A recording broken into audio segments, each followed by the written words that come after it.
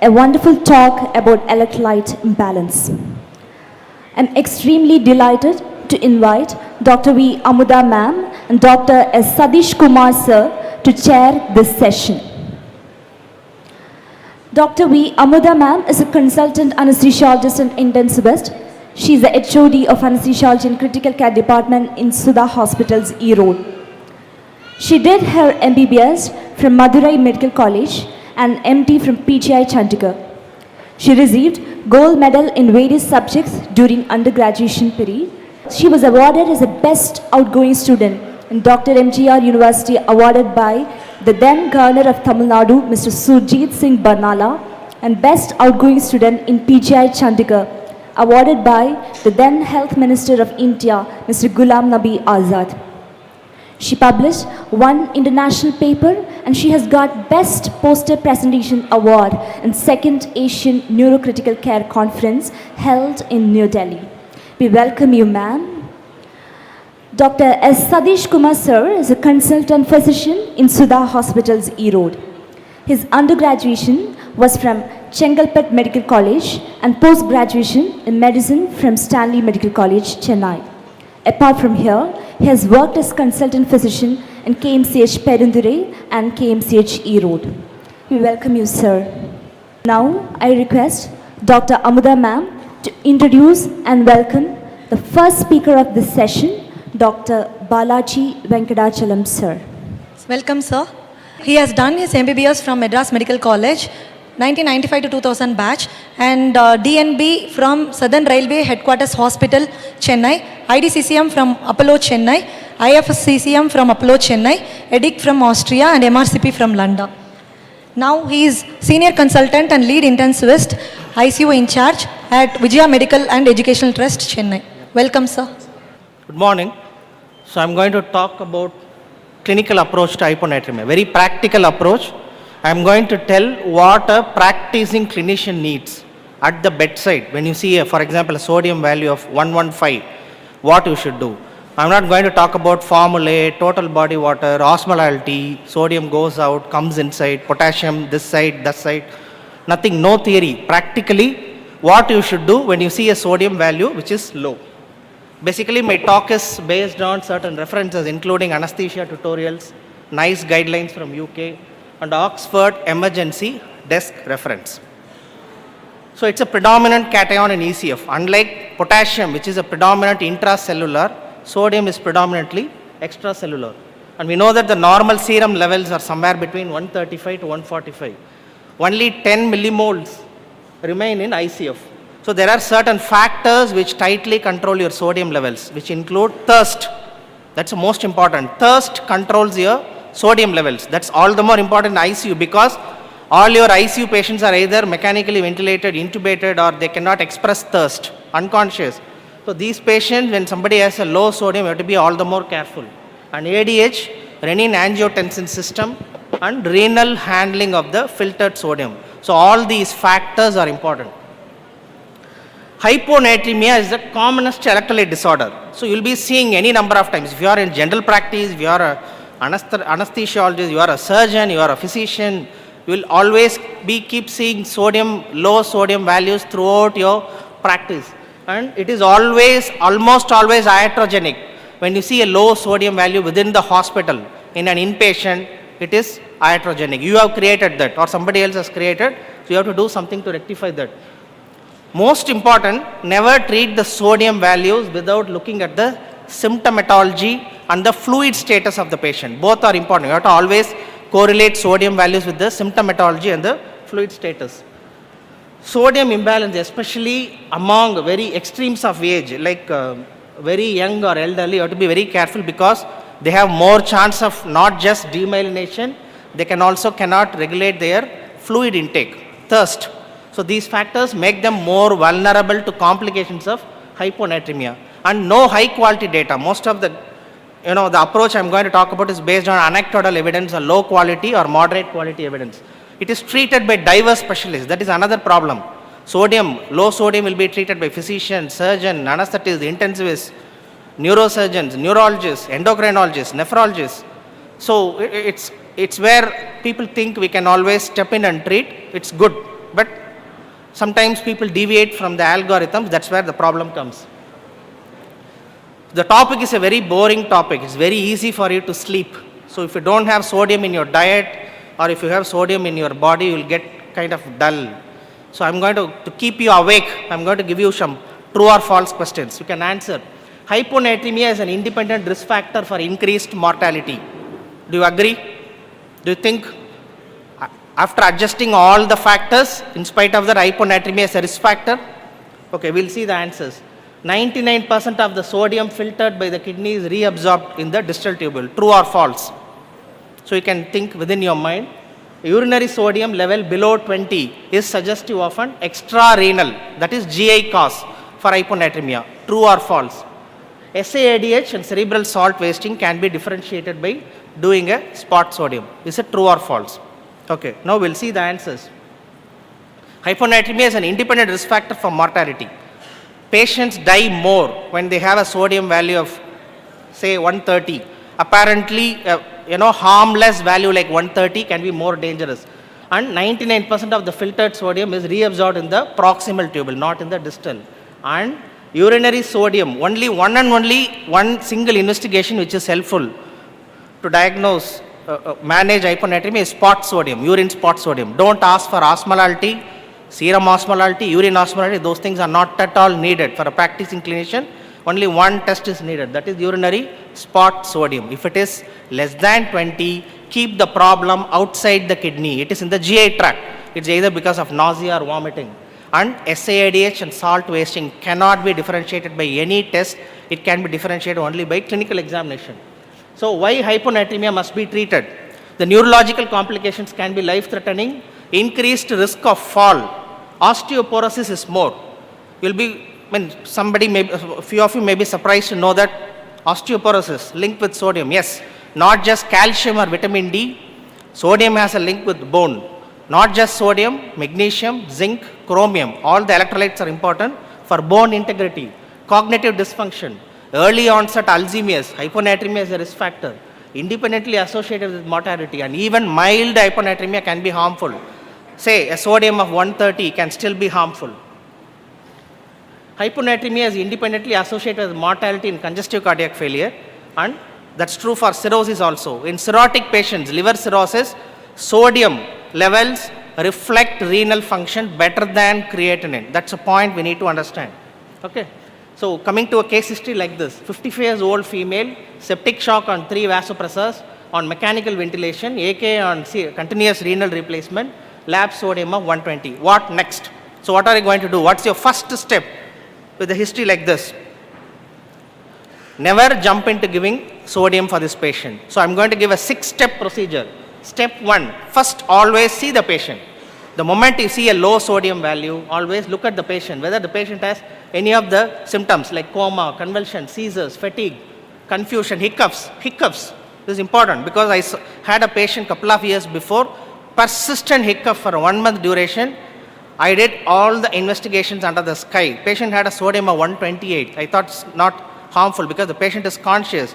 I did all kinds of investigation ultimately to find that 128 sodium was the reason for persistent hiccup. Somebody comes to you with recurrent hiccups, look up the sodium value. If GI workup is negative, the first step, see whether the patient is symptomatic. Then only you can even think of treating the patient. There need not be any linear, progression of symptomatology like this, but generally you will see that at the extreme end, my pointer is not working, I think. If the sodium is less than 120, there is more risk of seizures, brainstem herniation, respiratory arrest, and death. Generally, patients, when they have a hyponatremia for a long time, they tend to tolerate better. Second step, see whether the patient has any pseudo-hyponatremia, for which you have to ask at least 3 investigations. Glucose, triglyceride levels, and plasma proteins, especially total protein and albumin. When glucose levels are high or when the triglyceride levels cross 400, that can lead to pseudo-hyponatremia, especially in the presence of mannitol, another problem. You can see that the list has glycine and sorbitol. This is the problem with TURP. Prostate surgery patient, they rinse the tract with a lot of glycine or sorbitol. That is also a risk factor for hyponatremia. Please remember this. So it may be a pseudo hyponatremia, please understand. I'm sorry. Step 3, look if there is a presence or absence of fluid overload, cardiac, hepatic, renal failure, most likely to be a dilutional hyponatremia. Don't treat with 3% saline, rather treat the primary cause in these patients. That's important. Step 4, look at the patient's drug list, get the drug list, ask the patient to get his drug list, old drugs, and see whether the patient is on appropriate fluid intake. You have variety of drugs which can cause hyponatremia. You can see many cancer chemotherapeutic agents. In the community, tricyclic antidepressants and SSRIs, serotonin reuptake inhibitors, risk factors. Unless you stop, SAIDH won't go. Patient will have recurrent hyponatremia. And carbamazepine, oxcarbamazepine, AC inhibitors, rarely amlodipine. All these thiazides, most common offender in the community is thiazides. Unless you stop thiazides, they will be coming to you again and again. I'm sorry. Examine the patient, look at the volume status of the patient. Edema, JVP, adrenocortical insufficiency, pigmentation of the hand, postural hypotension. Look for signs of hypothyroidism. Hypothyroidism can cause hyponatremia through two pathways, SAIDH as well as tubular dysfunction.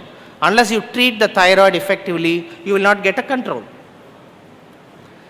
As I said, only one investigation is important, that is urine spot sodium. For a practicing clinician, serum or urine osmolality is not needed for all the cases. Some specialized cases, complicated cases, you may ask, we need to look at spot sodium. That is the one and only investigation. If the spot sodium is more than 20, you can see the last column. The diagnosis is either SAIDH or hypothyroidism, simple.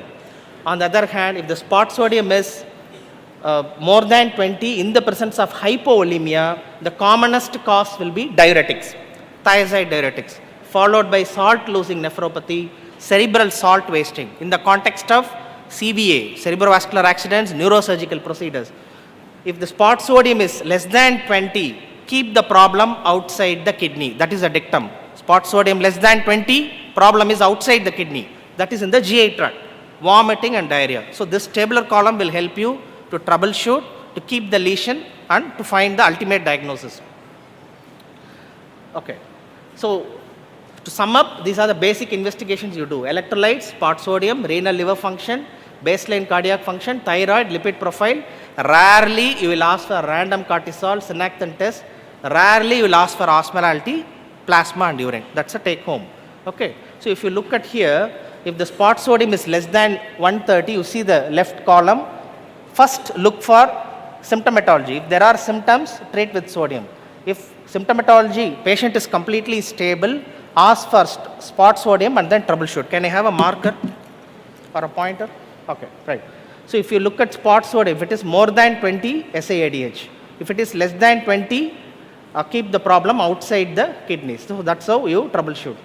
And okay. The word of caution, this commonly you will be seeing in the practice. Somebody comes with 600 sugars, 500 sugars, their sodium will be normal. Don't jump and treat the sodium with 3% saline. Rather, you have to bring down the sugars first, because for every 100 increase in sugar above 200, your sodium climbs by 1.6. So that has to be adjusted. So it could be a cause for pseudo-hyponatremia. That's important. Okay. So true or false? Rapid treatment of acute hyponatremia is more commonly associated with osmotic demyelination. True or false? Acute hyponatremia, if I treat. Okay. Chronic hyponatremia, if left untreated, leads to cerebral herniation. True or false? Okay. Disorientation, weakness and confusion are typically seen in chronic hyponatremically patient with the sodium levels less than 130 to 125. True or false? Okay, let's see the answers. The point we need to understand, acute hyponatremia has the greatest risk of cerebral edema and herniation if not treated. Okay, acute hyponatremia can be treated relatively fast. The risk of demyelination is very, very low. On the other hand, chronic hyponatremia, who has a low sodium for a long time, very, very long time, if you treat sodium very fast, they will end up in demyelination. That's the difference. So acute hyponatremia, cerebral edema, herniation. Chronic hyponatremia, demyelination during treatment. This is how it works. So we need to be careful. Okay. This is the point. See, limited data suggests that you have to correct just 4 to 6. Somebody is seizing. You see a comatose patient or a seizing patient with hyponatremia, give short boluses until you increase the sodium by 4 or 6. That's enough. No need to aim for a normal sodium levels. We have a tendency to bring the sodium to 135. That is not needed. Somebody has 120 sodium, seizing. Bring sodium to 124 or 25. That's enough. Then you have a lot of time to treat slowly. Okay.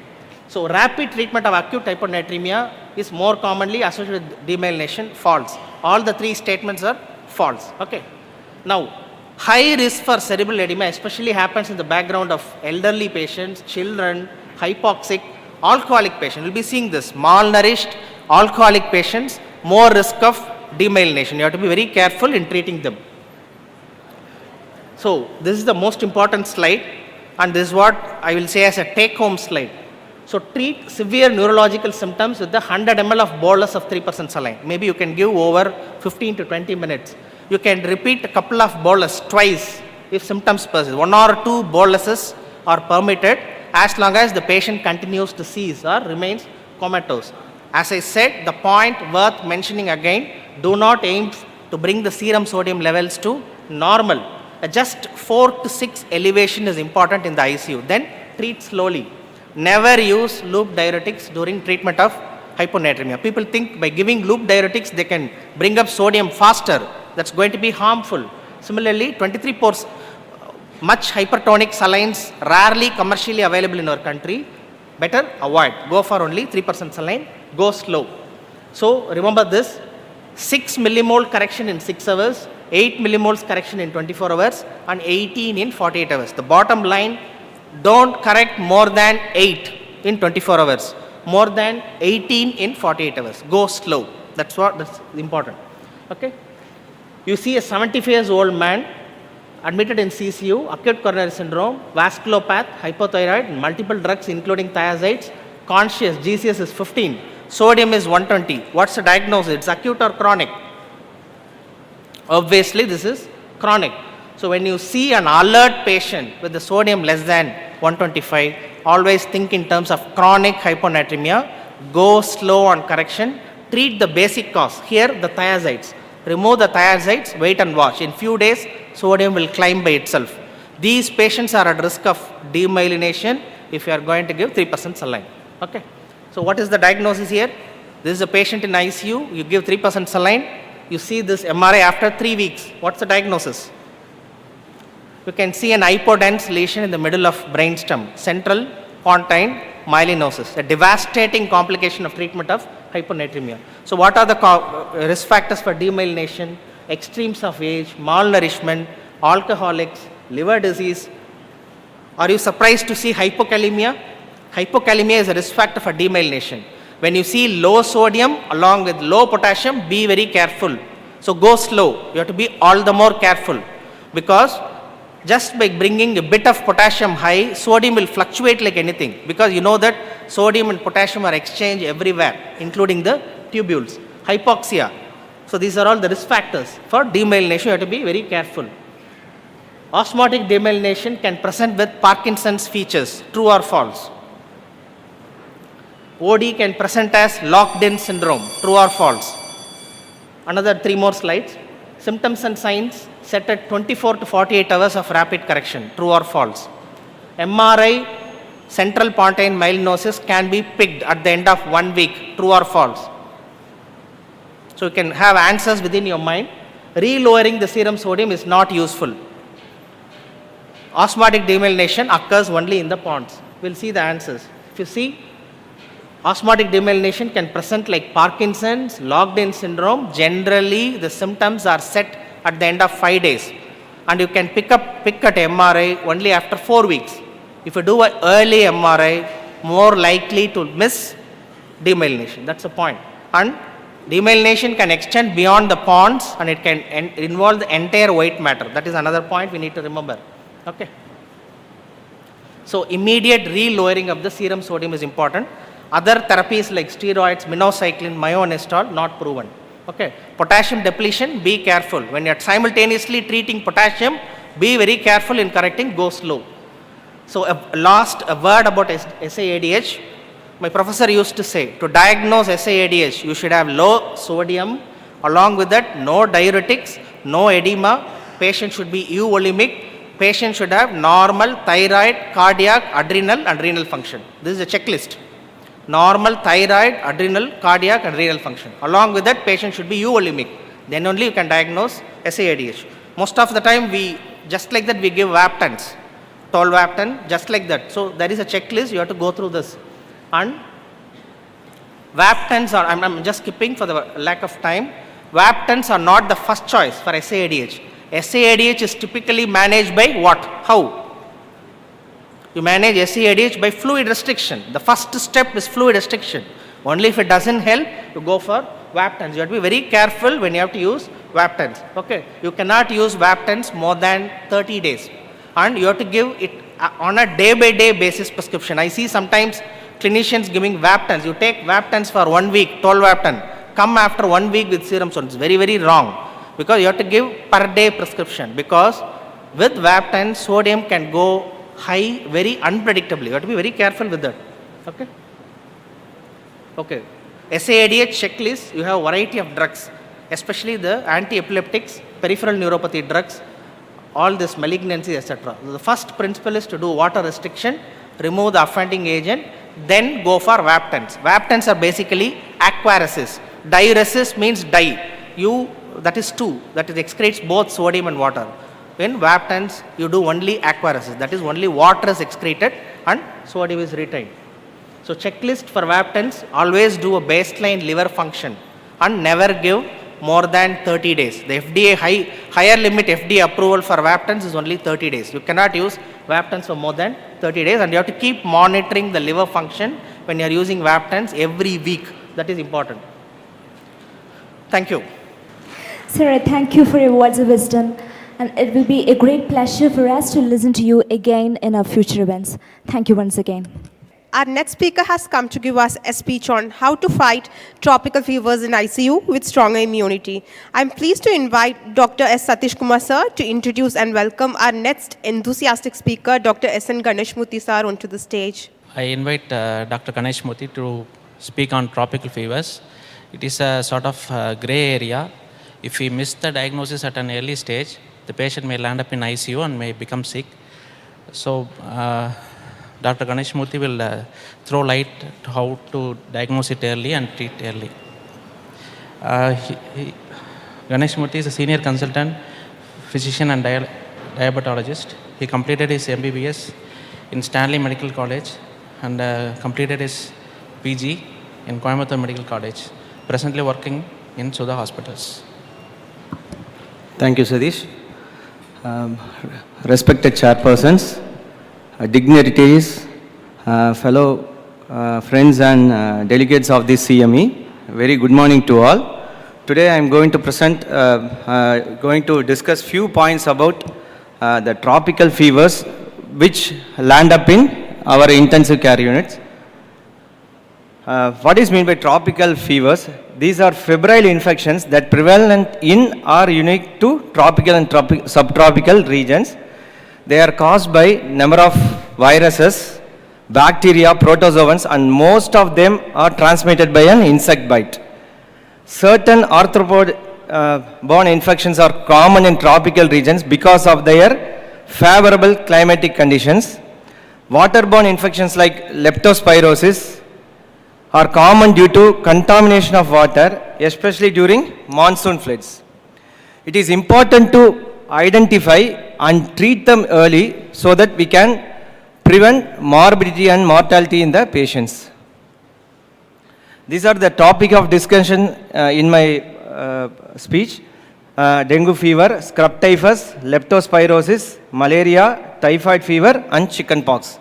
First, today I am going to focus more on dengue because most of the other tropical infections can be easily managed in the ward settings. So today I am going to concentrate more on dengue fever. It is a febrile illness caused by infections of 4 dengue viruses which belongs to genus Flavivirus, which is transmitted by Aedes aegypti and albopictus mosquitoes. There is a transient cross protection among 4 dengue viruses, which weakens and disappears over months following initial infection. So individuals living in the endemic areas, they are prone to have reinfections at any time. Here are the 2 WHO classifications for dengue fever. One which was published in 1997 based on clinical features, which is dengue fever, dengue hemorrhagic fever and dengue shock syndrome. The second one was introduced in 2009, consisting of dengue without warning signs, dengue with warning signs and severe dengue, which includes dengue hemorrhagic fever and dengue shock syndrome. I am not going to discuss about the classical dengue fever. I am going to discuss these dengue hemorrhagic fever and dengue shock syndrome. What are the risk factors for these dengue hemorrhagic fever and dengue shock syndrome?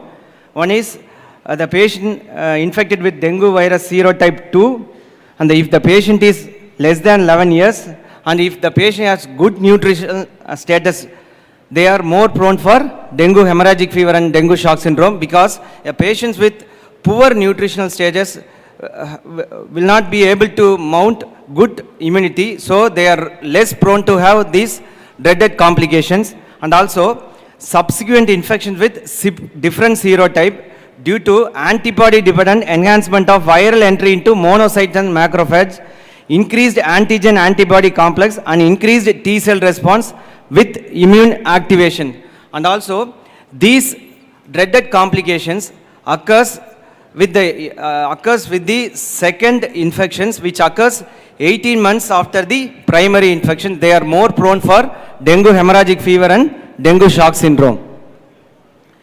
These are the hemodynamic assessment for patients who present in ICU with dengue shock and dengue hemorrhagic fever. Heart rate, it will be tachycardia in both dengue hemorrhagic fever and shock. Respiratory rate, they will be tachypneic, and there will be Kussmaul's respirations in dengue shock syndrome. Urine output will be reduced, and they may be oliguric with grade 4 dengue hemorrhagic fever. Extremities are cold, clammy and motile skin in dengue hemorrhagic fever. Peripheral pulse is weak, thready or feeble or absent in dengue hemorrhagic fever grade 3 or 4. Comes to the fluid management, which fluid will be better for managing dengue patients, whether it is crystalloids or colloids. Based on 3 randomized controls trials comparing different fluid resuscitation regimens among children with dengue syndrome, there is no clear advantage to use of colloids over crystalloids in terms of hospital stay or mortality. Colloids, however, might be preferred choice if blood pressure has to be restored urgently. That is, if those with patients with pulse pressure less than 10 millimeters of mercury. Colloids have been shown to restore cardiac index and reduce level of hematocrit faster than crystalloid in dengue patients with intractable shock. What kind of crystalloids we can use for dengue patients? The ideal intravenous fluid for patients with dengue is one that is isotonic. The isotonic crystalloid solution have their limitations when used in large quantities, and is advisable to understand the limitations of these solutions to avoid complications in dengue patients. For example, repeated large volumes of 0.9% normal saline might lead to hyperchloremic acidosis, which might be aggravated or confused with lactic acidosis from prolonged shock, which already present in dengue shock patients. When serum chloride levels exceeds the normal range, it is advisable to change to ringer lactate, which has lower sodium and chloride content. If a patient of dengue which presents with liver failure, it's better to use linger acetate than linger lactate solution. Coming to colloids, there are few colloids, that is albumin, gelatin based solutions, dextrans and starch are available in India. But one of the biggest concerns for using colloids is their impact on coagulation. Theoretically, dextrans bind to von Willebrand factor and factor 8 complex and impair coagulation most, but they have little clinical implications in dengue shock syndrome patients. Of all colloids, gelatin has least effect on coagulation, but they have highest risk of allergic reactions including fever, chills and rigor.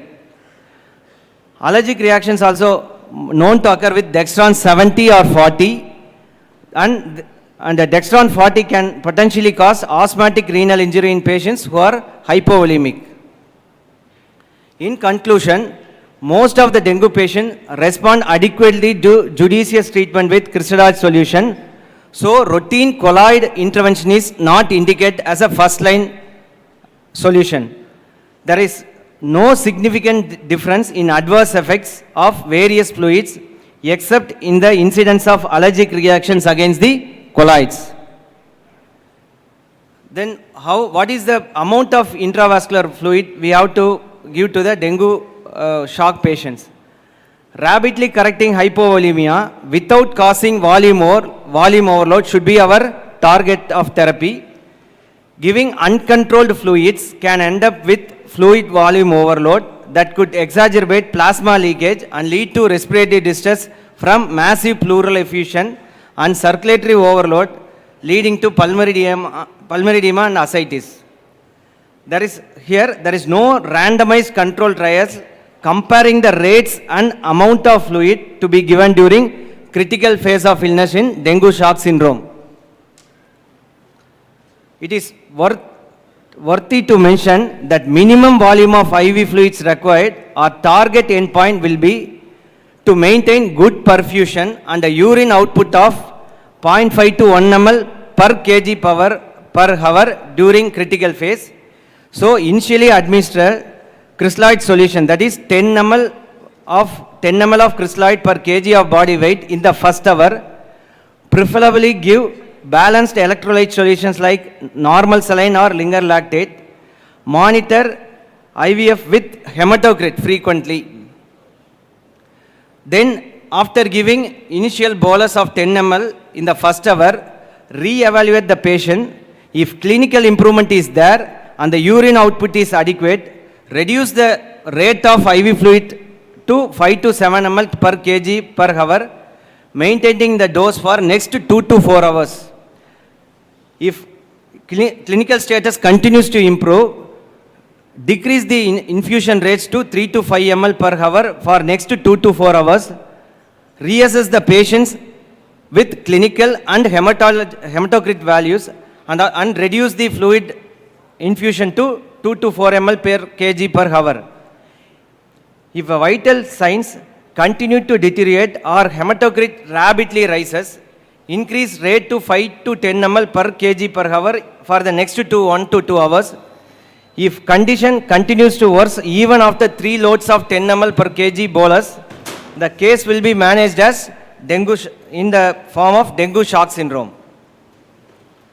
In patients with dengue shock, the recommended initial aggressive fluid resuscitation with colloid is 20 ml per kg of fluid infused over 30 minutes. Afterwards, reassess the patient. If shock signs disappear, reduce the fluid to 10 ml per kg per hour for next 1 to 2 hours. If the clinical improvement is satisfactory, then reduce to 5 to 7 ml for next 4 to 6 hours. If the patient does not improve, secondary rehydration bolus should be given at a rate of 20 ml per kg in next 30 minutes with a maximum of 3 bolus if required.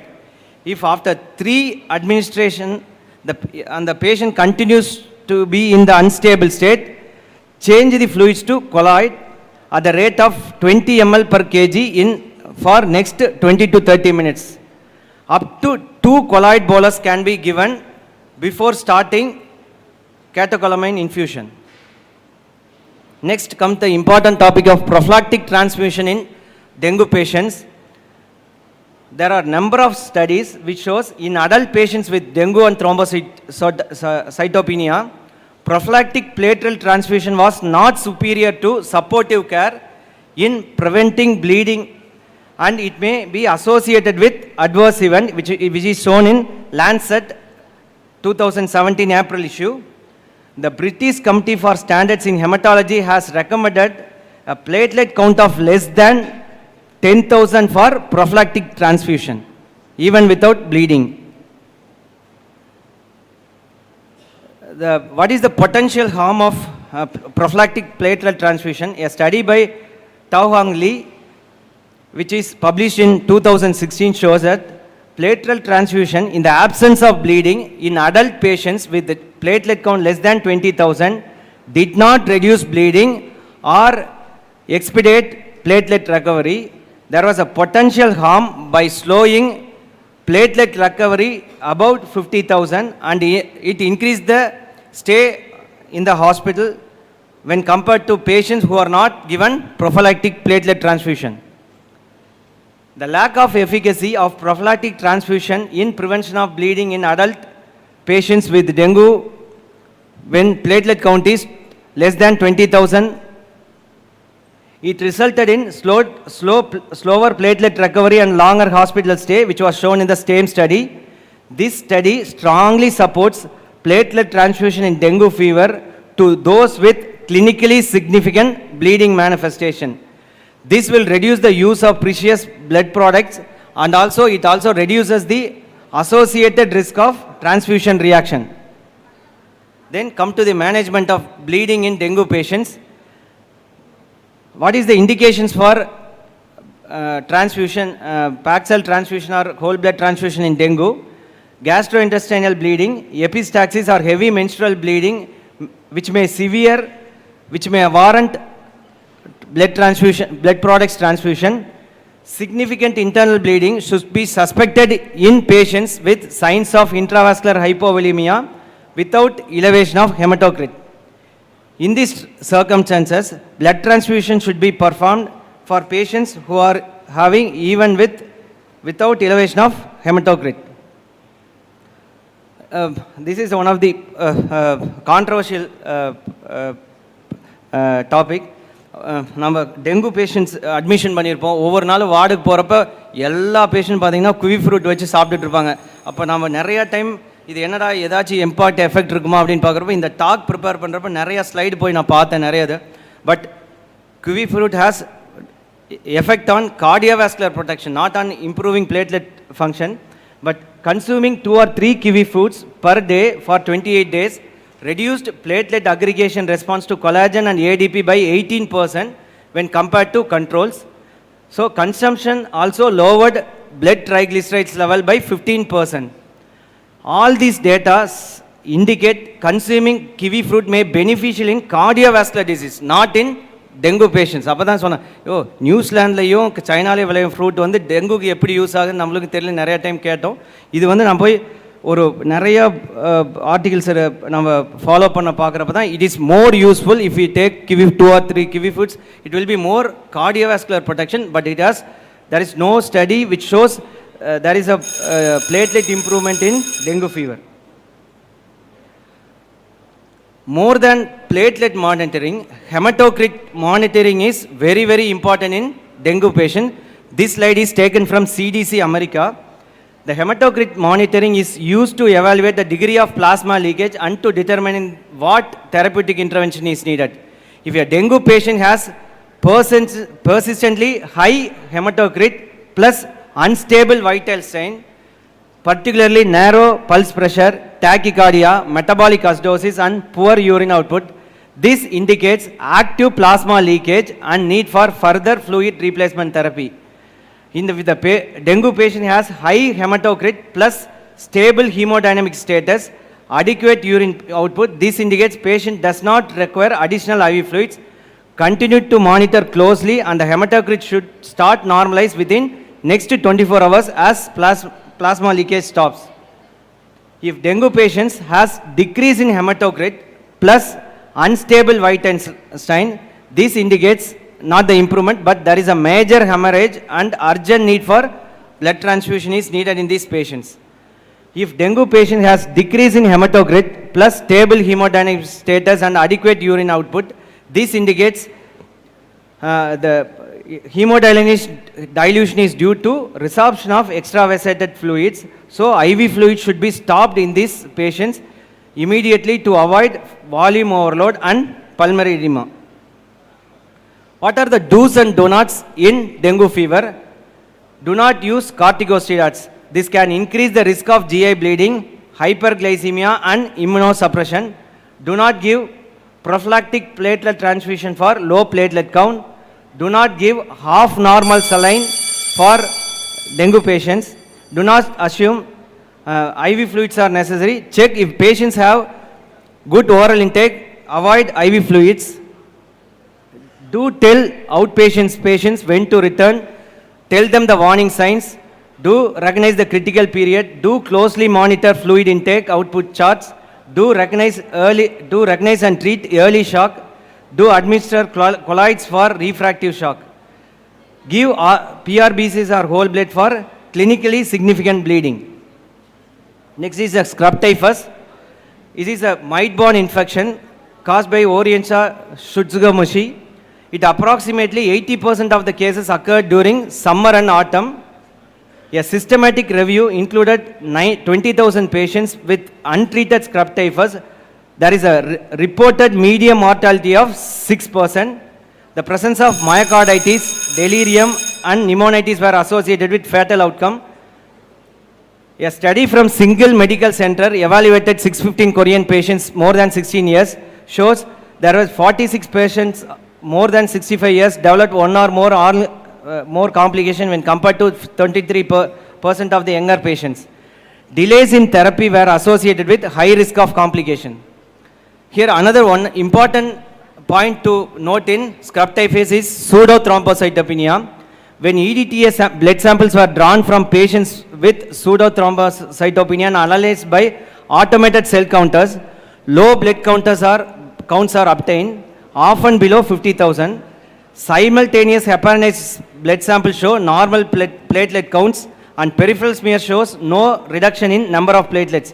It appears that pseudothrombocytopenia is a frequent and underappreciated accompaniment of scrub typhus infection. Its recognition has important implication in clinical practice because it is a laboratory artifact and does not require treatment with blood product transfusion. This lasts for few weeks to few months. Leptospirosis, this is most prevalent tropical region but also in temperate region. It has rodent is the most important animal reservoir. Environment can serve as a reservoir if it becomes contaminated by the urine of infected mammals. And it can be divided into anetric and yttric leptospirosis. Anetric leptospirosis has acute and immune phase.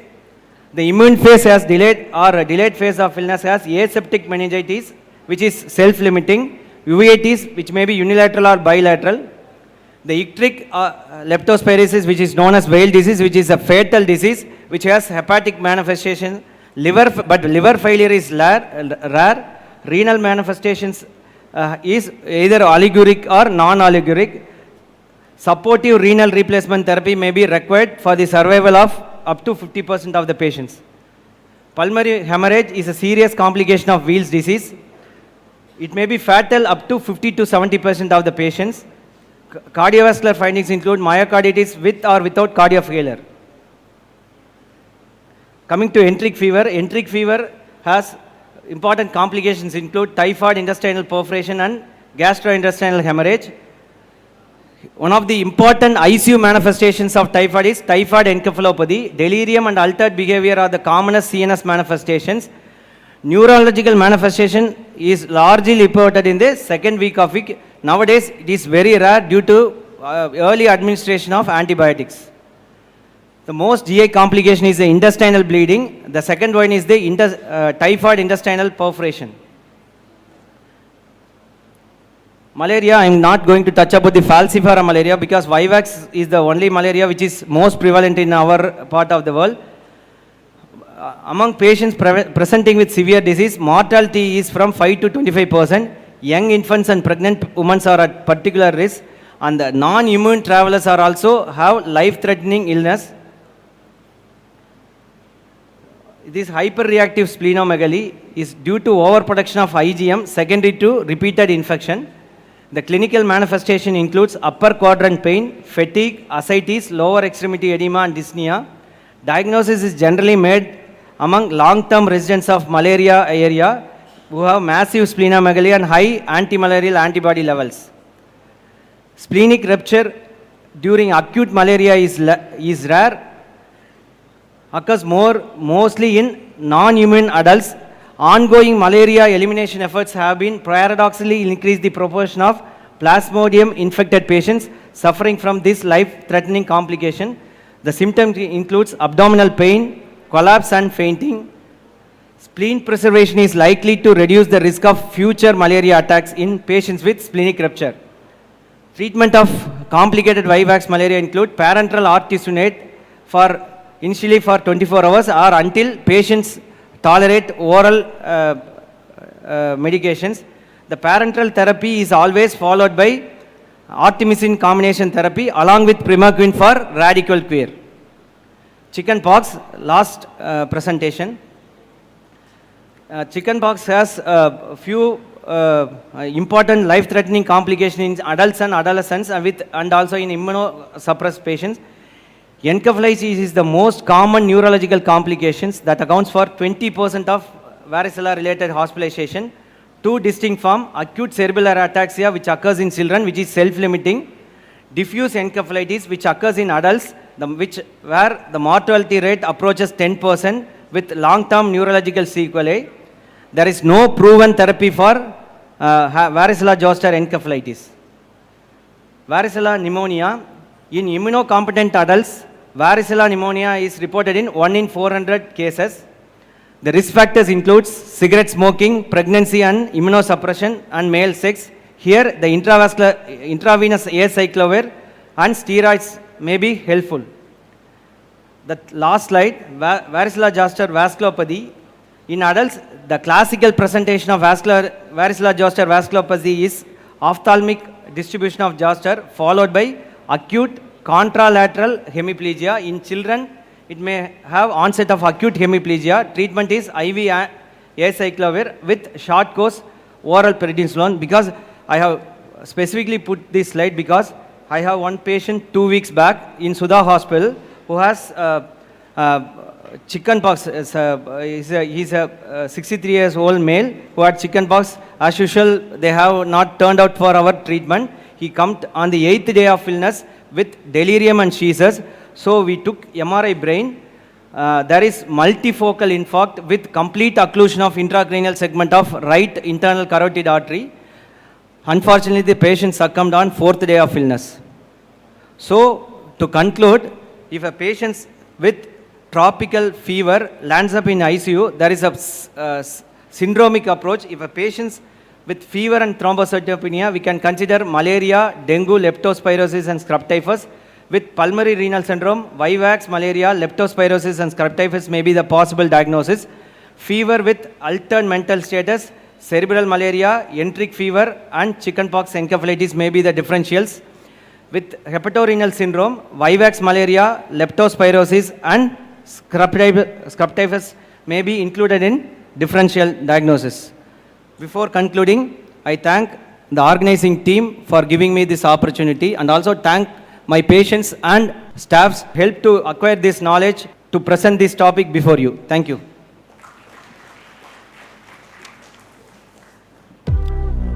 Sir, that was really an amazing speech with full of enthusiasm and valuable knowledge. Thank you very much. Now we shall move on to a brief discussion about the last two topics. I request our respected chairpersons to pay part for the discussion. Thank you, sirs. Both have converted gloomy topics into beautiful, interesting topics by their practical approach. Thank you, sirs.